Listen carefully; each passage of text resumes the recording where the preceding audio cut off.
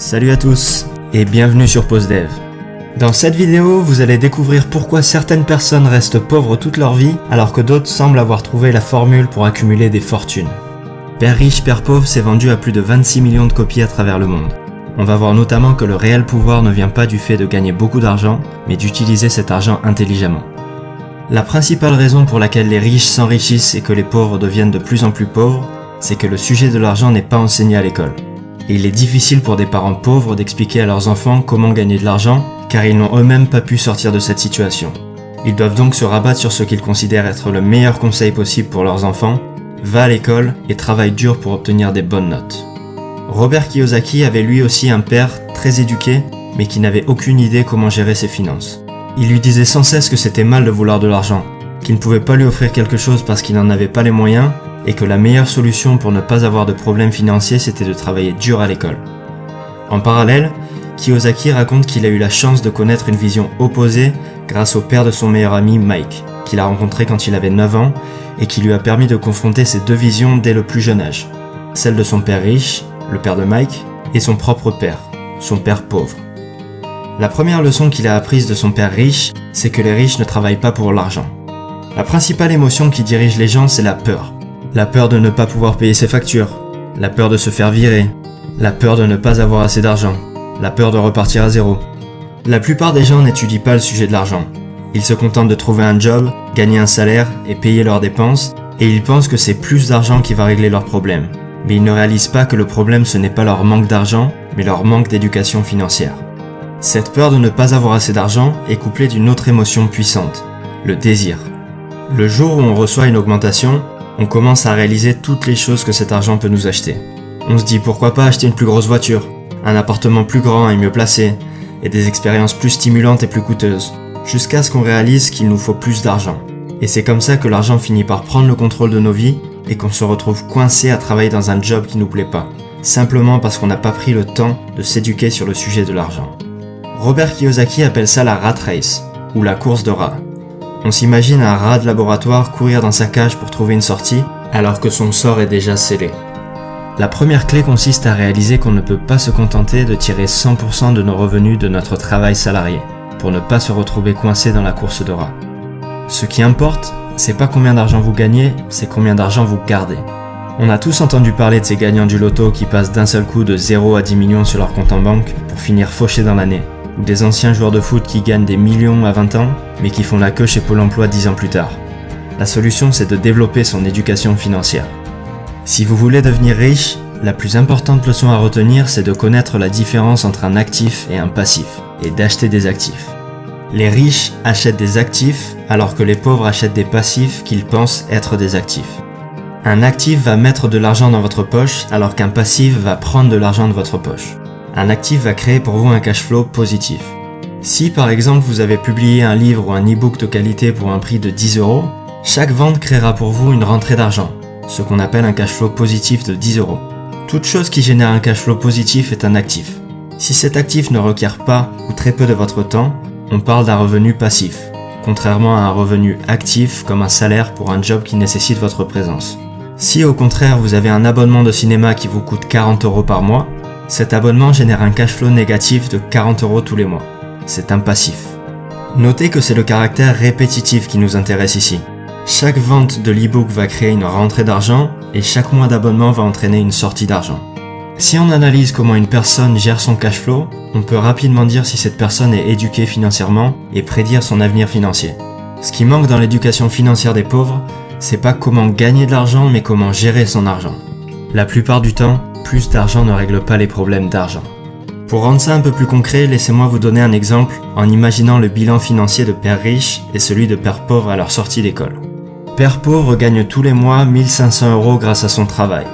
Ces 1500 € servent à payer sa voiture, son loyer, ses repas et lui laissent un surplus de 200 € pour financer ses sorties du week-end et s'acheter des abonnements de télévision et le dernier iPhone. Son bilan financier ressemble donc à ça. Un revenu 100% généré par son job, qui est égal à ses dépenses. Une quantité de passifs qui s'accumule et des actifs inexistants. Il emboutit sa voiture et doit donc s'endetter pour financer les réparations, car il n'a pas d'argent de côté. La seule solution pour sortir de cette situation est de négocier une augmentation ou commencer un petit boulot à côté pour arrondir ses fins de mois. Père riche gagne lui aussi 1500 € par mois. Il couvre également ses dépenses en nécessité, mais choisit de mettre de côté les 200 € de surplus tous les mois pour investir dans la start-up d'une amie en qui il croit vraiment. 2 ans plus tard, la start-up de son ami est enfin profitable et lui rapporte 500 € tous les mois, auquel s'ajoute l'argent qu'il gagne grâce à l'e-book qu'il a écrit sur sa passion, le trail en haute montagne, qui lui crée également un revenu secondaire.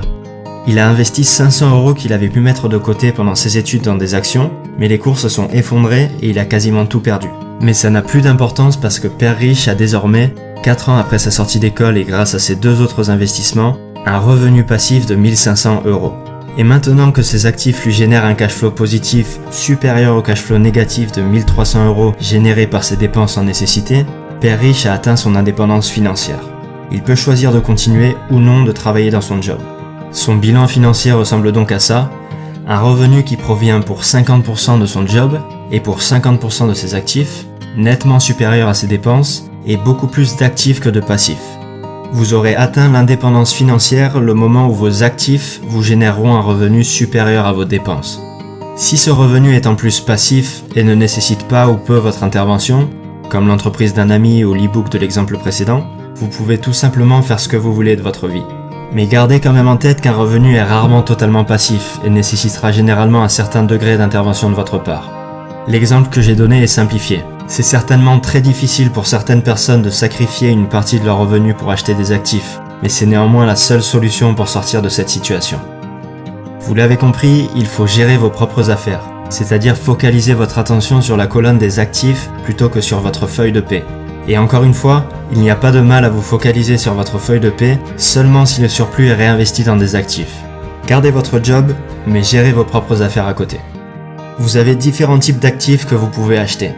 Vous pouvez développer un business qui puisse dans l'idéal se passer de votre présence, acheter des titres boursiers, acquérir des droits sur des musiques, des scripts ou toutes sortes de brevets, créer un blog, investir dans des entreprises, dans l'immobilier ou toute chose qui génère un revenu ou dont la valeur s'apprécie dans le temps.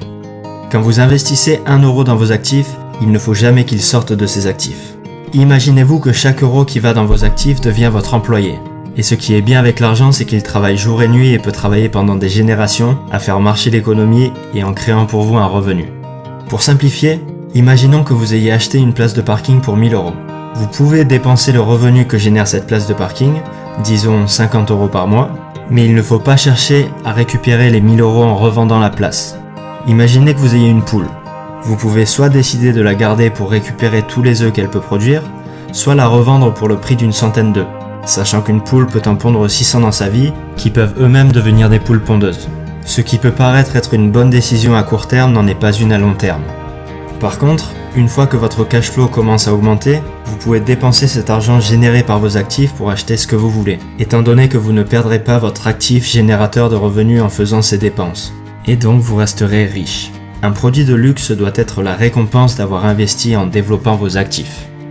Maintenant que vous avez développé vos propres affaires, vous allez pouvoir découvrir le plus grand secret des riches qui leur permet de garder leur avance. Les sociétés. Kiyosaki détruit le mythe selon lequel les riches payent pour les pauvres en expliquant que c'est la classe moyenne qui paye. Simplement, les riches utilisent les sociétés qu'ils possèdent pour financer leurs dépenses en passant un maximum en frais d'entreprise, qui sont moins taxés que les salaires. C'est donc les revenus de la classe moyenne qui sont majoritairement visés par les impôts. Je passe rapidement sur ce point-là parce que ça s'applique plus difficilement pour les PME en France, qui sont beaucoup plus taxés qu'aux États-Unis. La dernière leçon que j'ai retenue de ce livre, c'est que les riches inventent l'argent. Il faut d'abord développer nos connaissances avant de chercher à gagner de l'argent. Avant de commencer à investir, il faut d'abord apprendre à investir. Et grâce à ces connaissances, vous allez pouvoir créer de l'argent à partir de rien grâce à vos idées. Mais ce qui fera réellement la différence est déjà en vous. Dans le business et dans la vie, c'est pas ceux qui sont intelligents qui réussissent, mais ceux qui sont audacieux. Et voilà pour Père riche, Père pauvre de Robert Kiyosaki. J'ai fait toute une vidéo sur comment devenir riche, alors n'hésitez pas à la regarder si ça vous a plu. Pensez aussi à vous abonner et à liker la vidéo.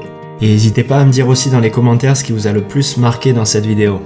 À très bientôt.